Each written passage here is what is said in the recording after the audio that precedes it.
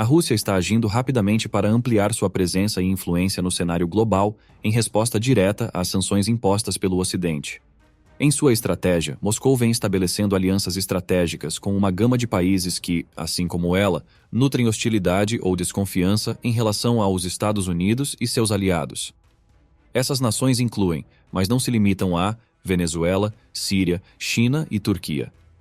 Para reforçar essas parcerias, a Rússia oferece suporte militar, econômico e diplomático, apoiando nações que se colocam contra a ordem dominante do Ocidente. Mas uma das movimentações mais significativas e potencialmente perigosas que a Rússia está fazendo é no Oriente Médio, onde está se preparando para fornecer uma nova arma a um adversário de longa data do Ocidente, o Irã.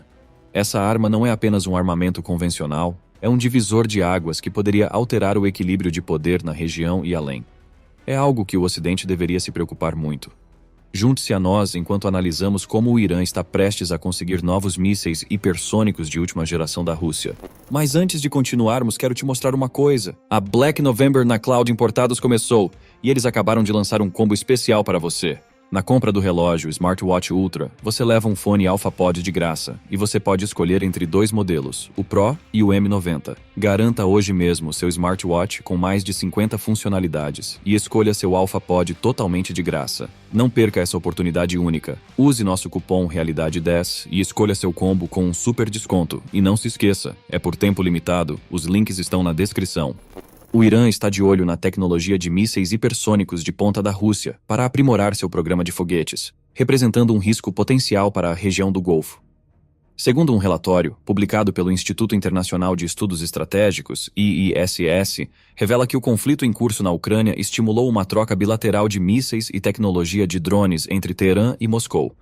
Essa troca está contribuindo para os avanços no programa de mísseis do Irã, como destacado pelo recente teste de um novo motor de foguete de combustível sólido e o desenvolvimento de um míssil de cruzeiro com alcance de 1.000 quilômetros. Mísseis hipersônicos podem viajar a velocidades de pelo menos 5 vezes a velocidade do som, ou cerca de 6.120 km por hora. E isso é muita coisa. Eles são diferentes de outros mísseis porque podem manobrar e mudar de curso durante o voo, tornando-os mais difíceis de detectar e interceptar pelos sistemas de defesa existentes. Existem dois tipos principais de mísseis hipersônicos: veículos planadores hipersônicos, HGVs, e mísseis de cruzeiro hipersônicos, HCMs. Os HGVs são lançados por foguetes na atmosfera superior, de onde se separam e planam em direção aos seus alvos em alta velocidade. Eles podem voar em altitudes de cerca de 40 a 97 km, onde o ar é rarefeito o suficiente para reduzir o arrasto, mas denso o suficiente para permitir a direção. Alguns exemplos de HGVs são o Avangard russo, o DFZF chinês e o AGM-183 dos americanos. Mísseis de cruzeiro hipersônicos são movidos por motores aéreos de alta velocidade, como scramjets, que usam o oxigênio do ar para queimar combustível. Eles podem voar em altitudes mais baixas que os HGVs, mas precisam acelerar para velocidades supersônicas antes de poderem mudar para o modo hipersônico. Alguns exemplos de HCMs são o Zircon russo, o YJ-21 chinês e o Hawk dos Estados Unidos. Mísseis hipersônicos são considerados uma ameaça significativa à segurança nacional e global, pois podem potencialmente carregar ogivas nucleares ou convencionais e atingir qualquer alvo no mundo em minutos. Eles também representam um desafio para os atuais acordos de controle de armas e estabilidade, pois são difíceis de verificar e podem desencadear uma resposta nuclear se confundidos com um míssil balístico. Portanto, muitos países estão desenvolvendo ou testando suas próprias armas hipersônicas ou buscando maneiras de se defender contra elas. O relatório do IISS enfatiza que a invasão da Ucrânia pela Rússia desencadeou um aumento na demanda global por mísseis acessíveis e precisos, representando uma ameaça à estabilidade internacional. O relatório também chama a atenção para a adaptação de software civil, comparando-o a como até mesmo a tecnologia comum encontrada em lojas comuns pode ser reaproveitada para controlar armamentos sofisticados, incluindo mísseis de cruzeiro.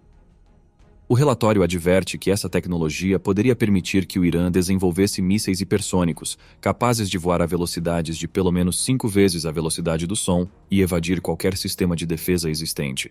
O relatório também observa que a Rússia está se preparando para fornecer ao Irã seus próprios mísseis hipersônicos, como o Zircon e o Avangard, como parte de uma parceria estratégica que visa combater os Estados Unidos e seus aliados na região. O relatório afirma que as armas hipersônicas da Rússia são um divisor de águas que poderia alterar o equilíbrio de poder no Oriente Médio e até no mundo. Eles poderiam ser usados pelo Irã para atingir infraestruturas militares e civis nos estados do Golfo, Israel e até mesmo na Europa.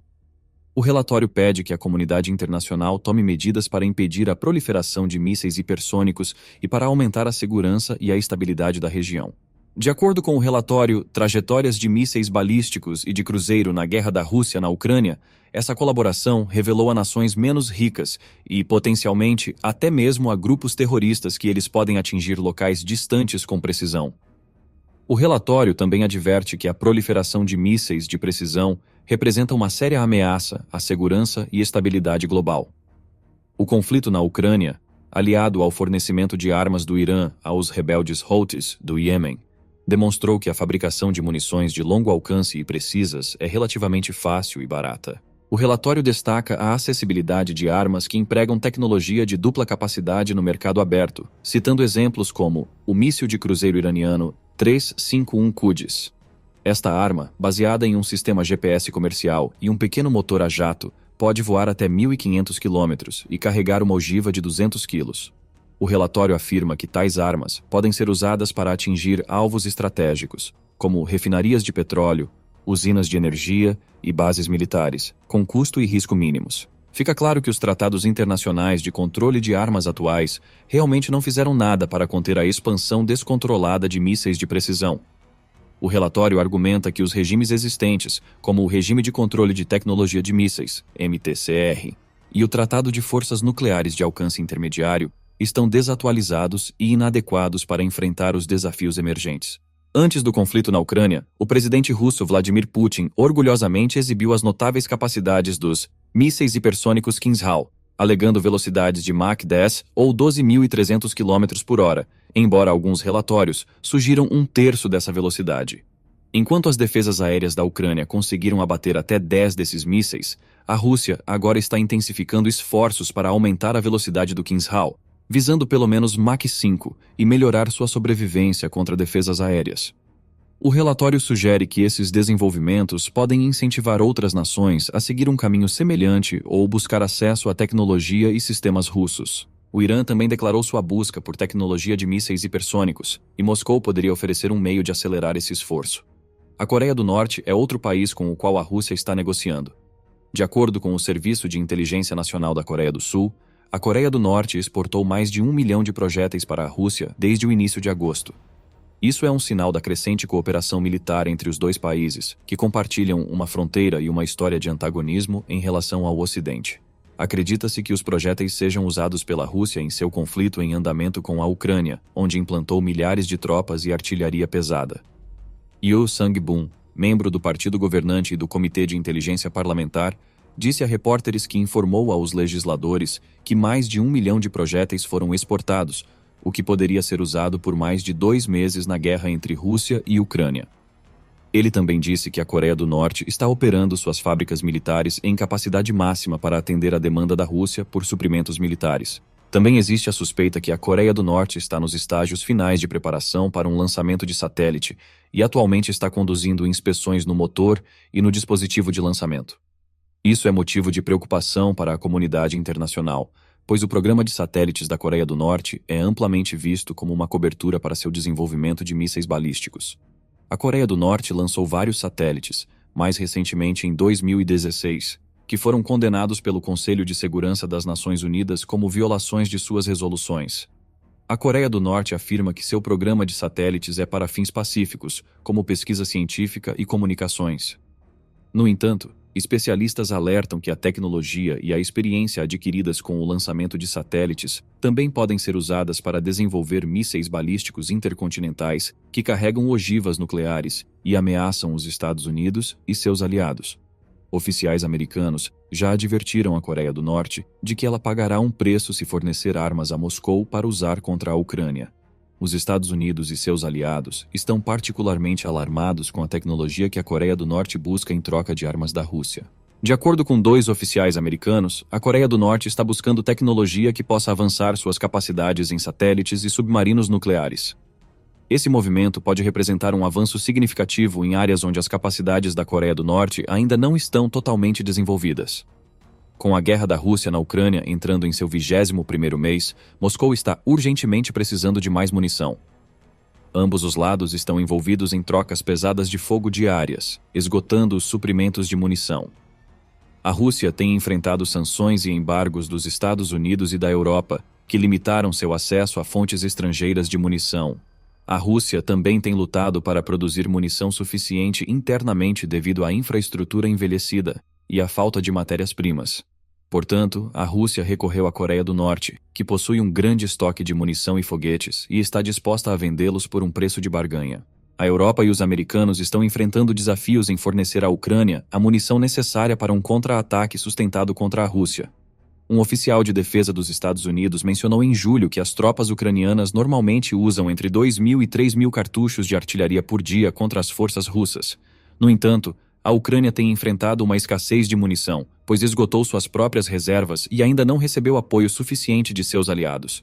Os Estados Unidos e a Europa têm relutado em fornecer ajuda letal à Ucrânia, temendo que isso possa escalar o conflito e provocar uma resposta mais forte da Rússia. Eles também foram prejudicados por obstáculos logísticos e legais, como controles de exportação e verificação de usuário final, que atrasaram ou impediram a entrega de munição à Ucrânia. Parece que a Rússia pode estar ganhando vantagem na guerra em breve. Além disso, a Rússia está torcendo por uma frente conjunta iraniano-árabe em Gaza para distrair o mundo. Foi anunciado que Ebrahim Raisi participará da reunião da Organização de Cooperação Islâmica em Riad para discutir Gaza. Esta visita será a primeira de um presidente iraniano à Arábia Saudita desde Mahmoud Ahmadinejad em 2012. A decisão de incluir o Irã na discussão sobre Gaza reflete um desejo compartilhado de posicionar a República Islâmica como parte da solução, e não do problema. No entanto, existe um déficit substancial de confiança entre o Irã e os estados do Golfo Árabe.